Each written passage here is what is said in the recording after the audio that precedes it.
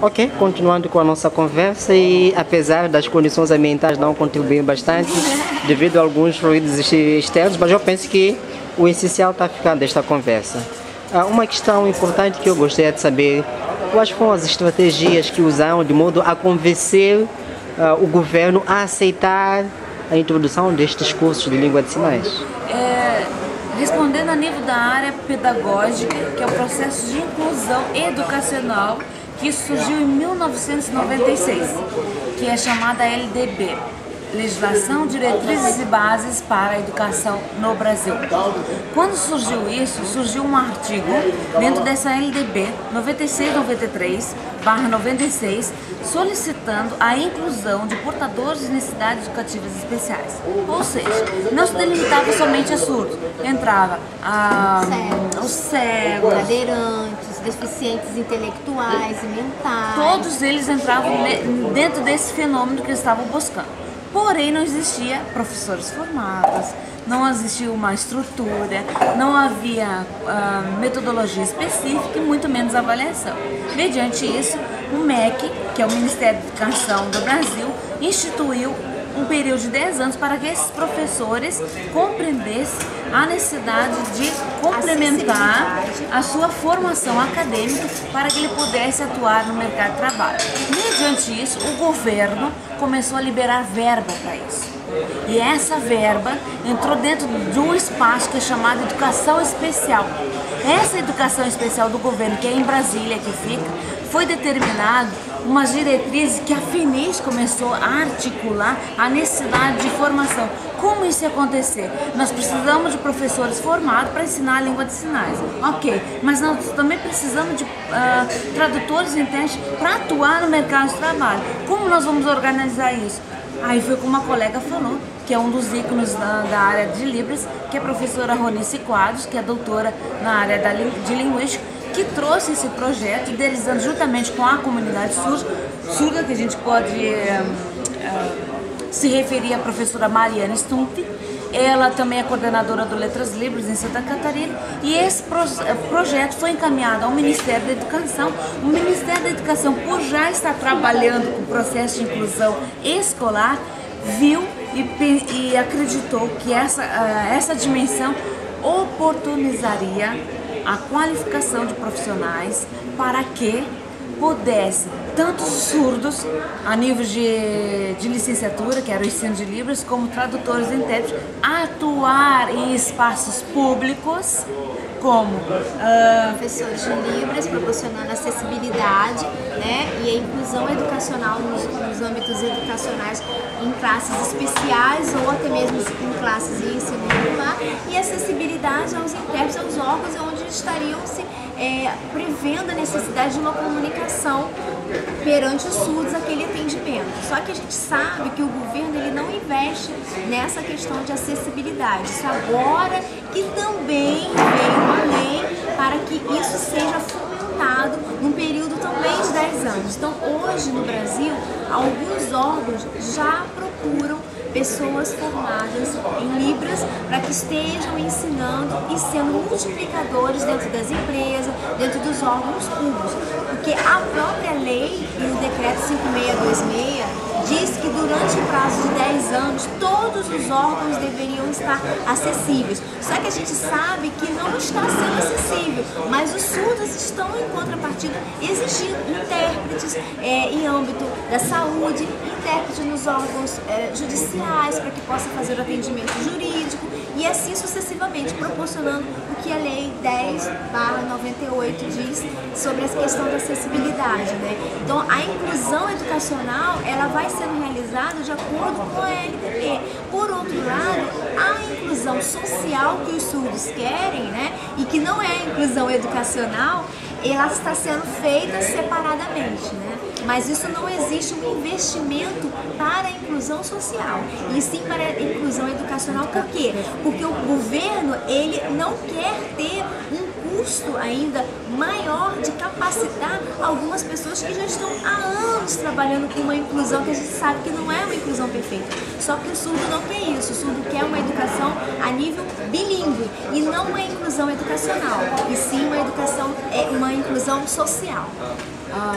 Argumentando um pouco mais, essa inclusão que a Jordete está falando também não só baseia-se na questão da educação, da área da educação, da inclusão educacional, mas sim social. Porém, o governo até então, até o ano passado, ele não entendia a necessidade de fomentar a inclusão social. Partindo das necessidades de um cidadão surdo na área do mercado de trabalho, na área da própria comunicação em si, de várias ações, necessita com certeza de ter uma inclusão social. Por quê?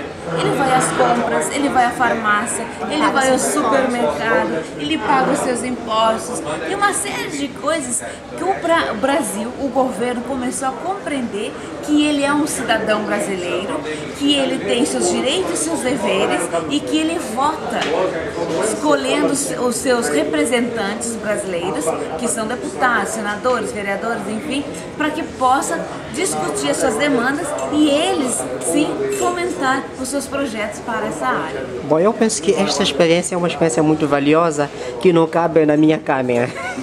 Seria importante se eu levasse essa experiência toda para Moçambique.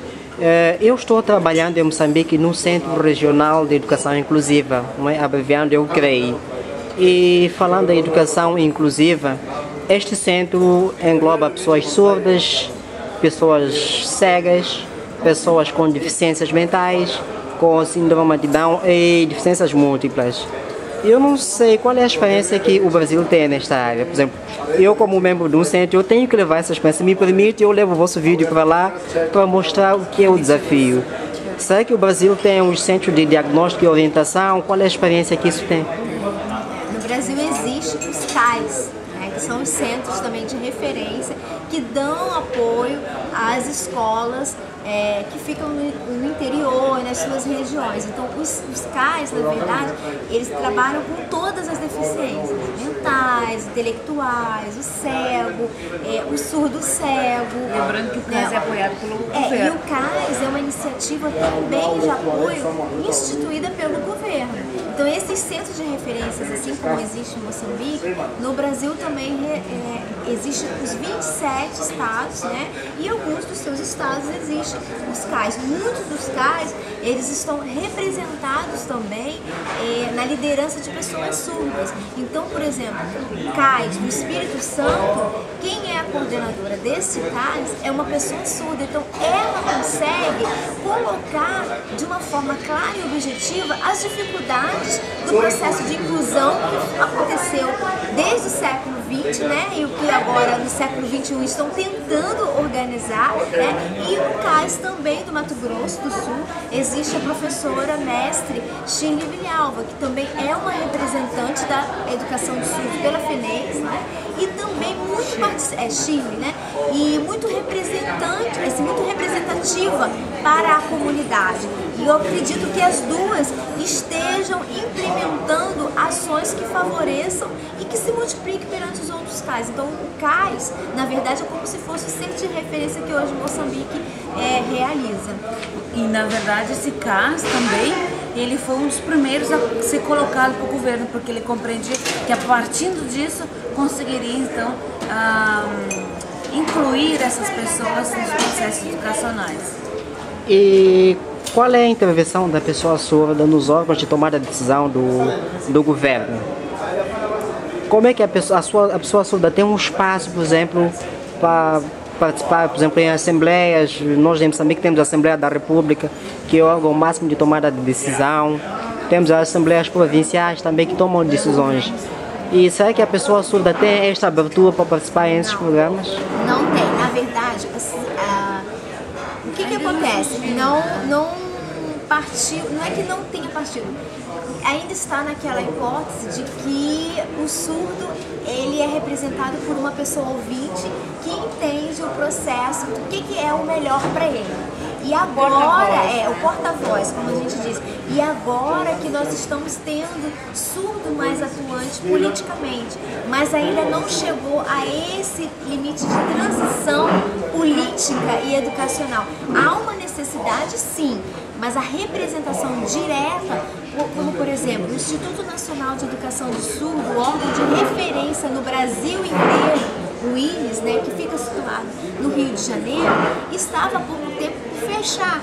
O que aconteceu? Houve uma mobilização do Brasil inteiro indo a Brasília, né, fazendo uma manifestação, uma passeata, solicitando ao ministro de Educação que não fechasse a única escola de referência do Brasil.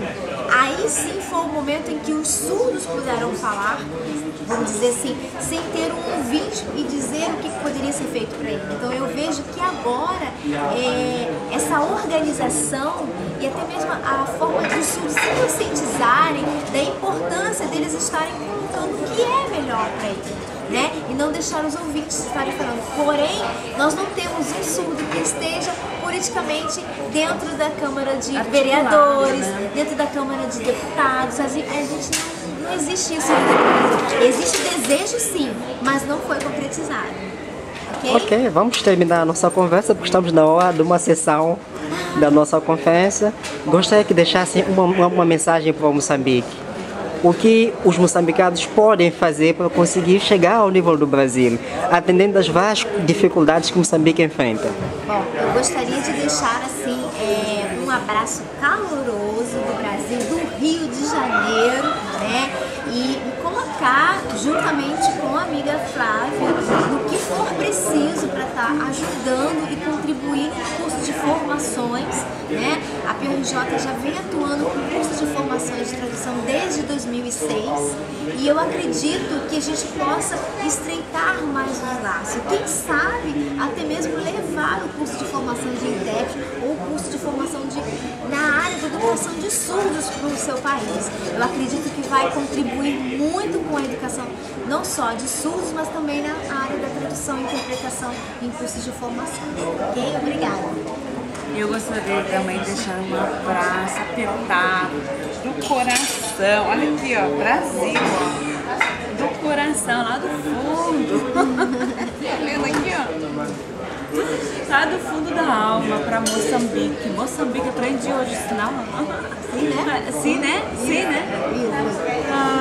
Com todo carinho, dizendo para vocês, surdos, tradutores, pode contar com o nosso apoio. Eu falo de uma gaúcha, lá de Caxias do Sul, do Rio Grande do Sul, uma carioca aqui falando também, que se porventura vocês tiverem essa necessidade, como vocês apresentaram a nós, pode contar com o nosso apoio, nós estaremos lá com toda certeza.